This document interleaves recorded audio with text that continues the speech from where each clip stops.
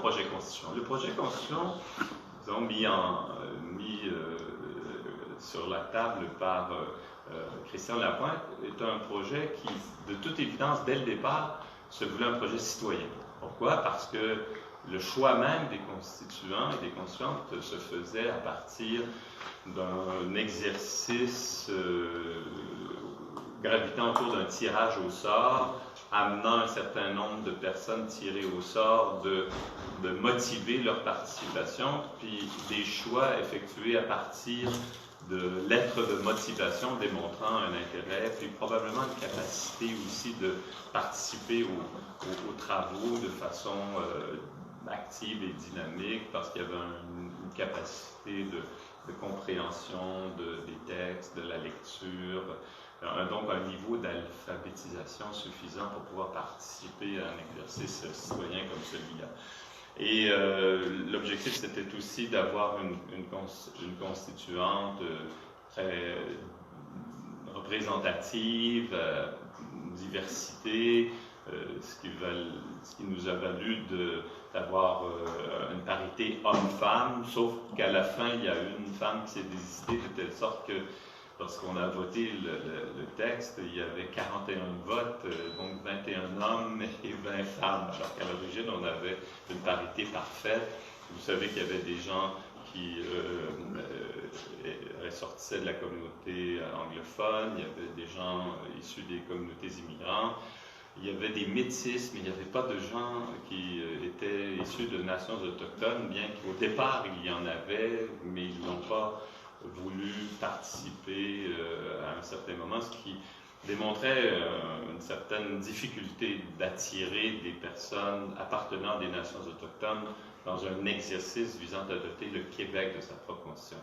Mais pour compenser ça, d'une certaine façon, on a invité Ghislain Picard, qui a fait une intervention lors de l'Assemblée de proposition à Québec en avril, et qui a donc fait part de ses vues sur ce que les Autochtones voudraient ou ne voudraient pas, se réserveraient ou ne se réserveraient pas comme place dans un exercice constituant. Je pourrais vous en parler. Et de toute évidence, quand on regarde le texte final qui a été adopté, M. Picard a une influence assez importante sur les contenus, sur le préambule notamment, comme vous l'avez peut-être constaté. Mais dans l'ensemble, vous savez, ça c'est une des premières choses que je voudrais vous dire. Ce processus et le tirage au sort et le résultat que ce processus auquel ce processus a conduit démontre que c'est une des options qui devrait être envisagée. Parce que ce tirage au sort, puisqu'il suivait pour choisir les personnes, a donné lieu à la création d'un groupe de personnes qui a bien fonctionné. Il y a eu quelque chose qui s'est produit et qui fait que les gens ont bien fonctionné ensemble.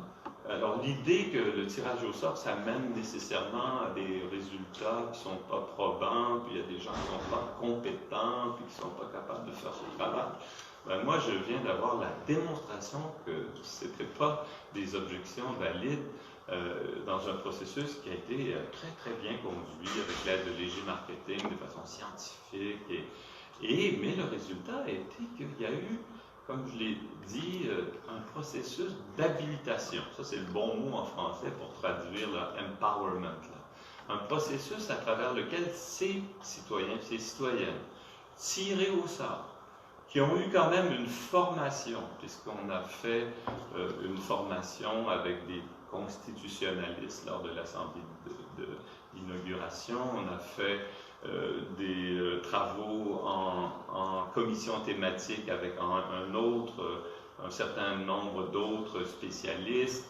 Il y a des documents qui ont été préparés, des fiches introductives, des fiches thématiques sur lesquelles moi j'ai beaucoup travaillé là, pour donner aux constituants de l'information, des sources, des idées sur ce qu'était une constitution en général, mais ce sur quoi pourrait porter la Constitution dans ses divers contenus. Alors ça conduit à une habilitation et une appropriation du processus par les 41 personnes là, qui ont en plus travaillé de façon sérieuse, rigoureuse, qui ont été très, comment dire... Engagés, impliqués. Ils ont été impliqués, puis c'était un processus qui conduisait à une implication de plus en plus importante et intéressée. À un moment donné, tout le monde s'est senti responsable de réussir, de mener à terme le projet, d'avoir donc à la fin un texte, parce que c'était pas évident qu'à la fin, même après toutes ces discussions, puis cette formation, ces discussions, ces votes qui ont eu lieu, qu'il y aurait un texte, parce qu'il y a une hypothèse qui avait été envisagée, c'est que le processus ne résulterait pas nécessairement dans l'adoption d'un texte. Mais l'objectif était qu'on sorte de cet exercice avec un projet de constitution québécoise qui aurait fait l'objet d'un large consensus.